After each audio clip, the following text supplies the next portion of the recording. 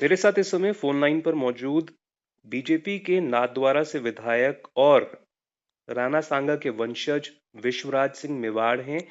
विश्वराज जी, जो कुछ समाजवादी पार्टी के सांसद ने संसद में कहा वो आपने सुना, उसके बारे में आप क्या कहना चाहेंगे?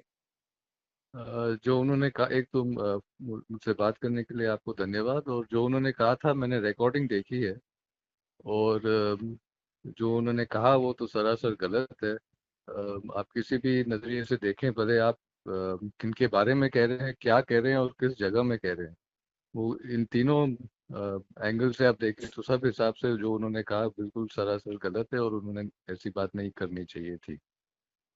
उन्होंने कहा कि बाबर को इब्राहिम लोदी को हराने के लिए राणा सांगा लेकर आए थे। क्या आप इसको फैक्चुअली इनकरेक्ट बता रहे हैं? इट क्या इज आपको लगता है फैक्चुअली कि जो फैक्चुअली इनकरेक्ट है। और बाबर के खिलाफ मारना सांगा ही लड़े थे। हम्म, और जो भी उन्होंने कहा और उनके कहने के जो तरीका था वो सब ही सरासर गलत। विश्वनाथ जी, आप आज तक से बात कर रहे हैं, आप महाराणा सांगा के वंशज हैं सर। ये बताएं कि उनके समय का जो इतिहास है उस बारे में बताएं।